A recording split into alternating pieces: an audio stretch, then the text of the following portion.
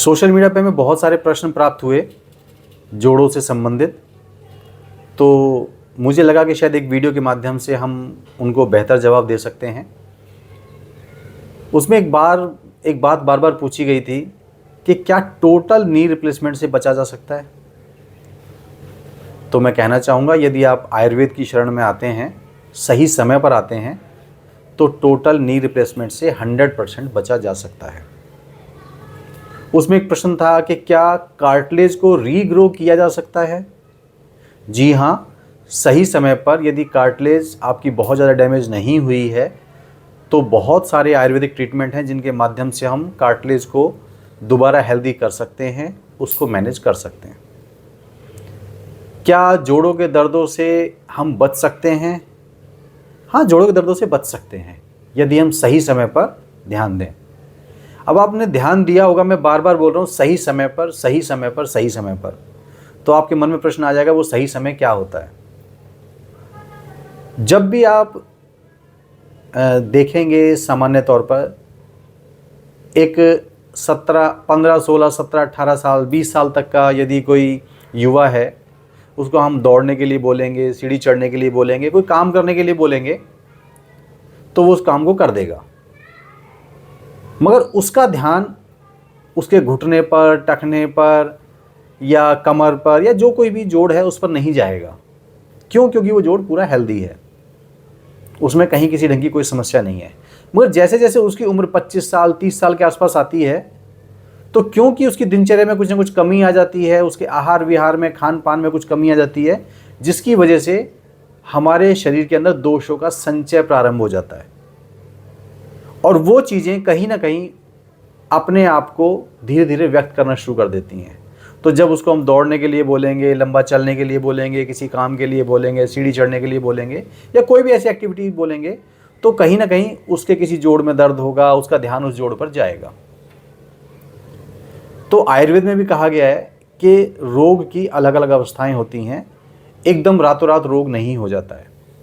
यदि रातों रात कोई रोग होता है तो उसको हम आगंतुक रोग बोलते हैं, ट्रॉमा की वजह से ऐसा हो सकता है। नहीं तो मोटे तौर पर रोग हमें अच्छे प्रकार से बहुत सारे मौके देता है कि हम चेत जाएं, हम अपने शरीर का ध्यान करें, जो हमारा शरीर बोल रहा है उसे हम सुने। तो सबसे पहली अवस्था होती है संचय अवस्था, जहां पर शरीर के वात, पित्त, कफ, ये जो दोष होते हैं ये इकट्ठे होते हैं। वो इकट्ठे क्यों होते हैं?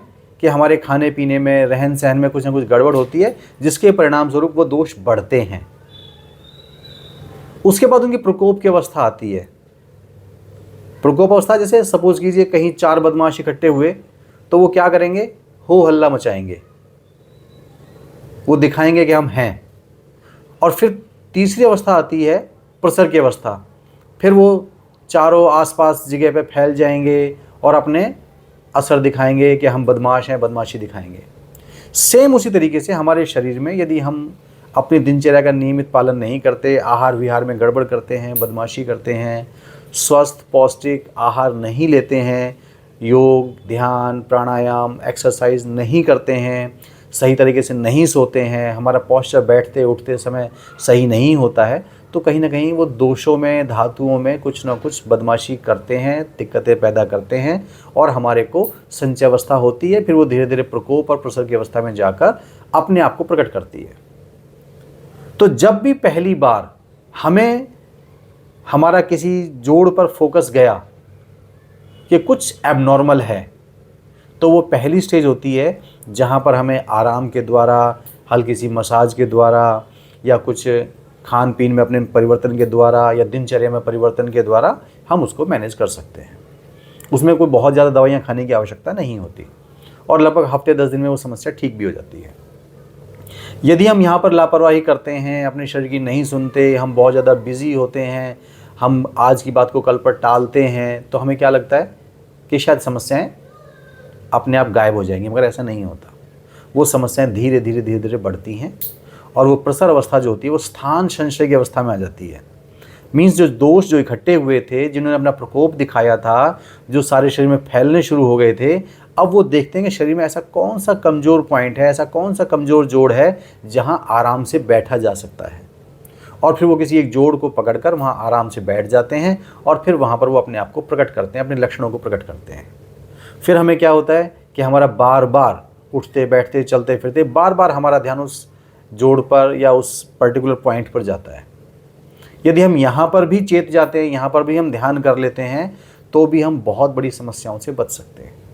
किंतु कई बार हमारे जीवन में कुछ ऐसी विषम परिस्थितियाँ होती हैं कि अगर हम फोकस नहीं कर पाते हैं, ध्यान नहीं दे पाते हैं, इलाज नहीं करवा पाते हैं, तो फिर धीरे धीरे समस्याएं बढ़ती हैं और वो समस्याएं फिर थोड़ा सा परेशान करने वाली होती हैं। फिर हमें सुबह शाम की जकड़ाहट, एड़ियों में दर्द, पिंडलियों में दर्द, जोड़ों में दर्द, उठने बैठने में समस्या, चलने में समस्या, इस ढंग की बहुत तरह की समस्याएं आती हैं। तो वो समस्याएं फिर हमें मजबूर करती हैं कि हम किसी डॉक्टर के पास जाएं और दवाई लें। फिर दवाई खाकर हमें थोड़ा आराम आता है, मगर अगर हम अपनी डाइट में, अपने पॉस्चर्स में, अपने खान पान में परिवर्तन नहीं करते हैं, दिनचर्या में परिवर्तन नहीं करते हैं, लाइफस्टाइल यदि हमारा बिगड़ा ही रहता है, तो वो दवाइयाँ भी बहुत ज़्यादा कारगर नहीं होती हैं और फिर धीरे धीरे समस्याएं बढ़ती हैं। और एक दिन ऐसा आता है कि डॉक्टर हमें बोल देता है कि जी आपको नी रिप्लेसमेंट की आवश्यकता है। तो कोई भी बीमारी जब अपनी चरम अवस्था तक पहुंचती है, उससे पहले वो हमें बहुत सारे सिग्नल्स देती है, तो आप उन सिग्नल्स को पहचानिए। कई बार क्या होता है कि हम सोशल मीडिया पर या कहीं भी अपने आसपास समाज में देखते हैं, किसी को जोड़ों की दिक्कतें हुई, उन्होंने डॉक्टर को दिखाया, अच्छे डॉक्टर को दिखाया, उन्होंने को कुछ दवाइयाँ लिखी और हम सेल्फ मेडिकेशन शुरू कर देते हैं। विटामिन डी, विटामिन B12 या कैल्शियम या मैग्नीशियम, ऐसे कुछ दवाइयाँ होती हैं या कुछ ब्रांड नेम्स होते हैं, हम उनको प्रयोग करना शुरू कर देते हैं और कई बार हमें थोड़ा आराम आता भी है, मगर लंबे टाइम में वो सब दवाइयाँ कारगर नहीं सिद्ध होती और हम धीरे धीरे अपने शरीर को धोखा देते हैं, अपने आप को धोखा देते हैं कि हाँ हम अपना इलाज कर रहे हैं, और वो चुपचाप समस्याएं रोज़ धीरे धीरे रत्ती रत्ती बढ़ते बढ़ते एक दिन बहुत बड़ा रूप ले लेती हैं और टोटल नी रिप्लेसमेंट के रूप में हमारे सामने आके खड़ी हो जाती हैं और फिर हमारे सामने कोई ऑप्शन नहीं बचती। तो इसलिए सबसे पहली चीज़ है, जब आपके शरीर में कुछ गड़बड़ हो, जो प्रकृति है आपकी, जो आपकी नॉर्मल स्टेज है, जो आपके शरीर की नॉर्मल स्थिति है, यदि उसमें कुछ भी कहीं भी थोड़ी सी भी आवाज़ आती है, खड़कपन पैदा होता है, कोई समस्या आती है, तो उसका वहीं ध्यान करें, उसको वहीं ठीक करें, आगे बढ़ने से रोकें। यदि सिर्फ कैल्शियम लेने से या विटामिन डी लेने से समस्याएं ठीक हो जाती हैं, तो शायद जितनी समस्याएं आज हैं उतनी समस्याएं समाज में नहीं होती। इसका मतलब ये है कि हमें इससे भी एक कदम आगे बढ़कर कुछ करने की आवश्यकता है। वो क्या चीज़ें हो सकती हैं? वो सिंपल सा मसाज हो सकती है, वो अपना बैठने का पॉस्चर ठीक करना हो सकता है, अपने जूते ठीक करना हो सकता है, सही साइज़ के, सही क्वालिटी के जूते पहनना हो सकता है, सही आकार की चप्पल पहनना हो सकता है, या कोई पंचकर्म हो सकता है, आयुर्वेदिक औषधि हो सकती है, कुछ योगा हो सकता है, व्यायाम हो सकता है, फिजियोथेरेपी हो सकती है। ऐसे बहुत सारी समस्याएं हैं और उनके बहुत सारे सॉल्यूशंस हो सकते हैं। तो हम अपने शरीर को सुनें, उसके साथ लापरवाही ना करें। जब भी हमें हमारा शरीर सिग्नल दे, यदि हम पहली स्टेज पर उसका ध्यान नहीं कर पाए हैं तो दूसरी स्टेज पर ध्यान नहीं दे पाए हैं तो तीसरी स्टेज पर हम उसको पकड़ें, ताकि बीमारी लास्ट स्टेज तक पहुंचने से पहले ही हम उसका इलाज कर सकें और इतने महंगे महंगे खर्चों से हम बच सकें।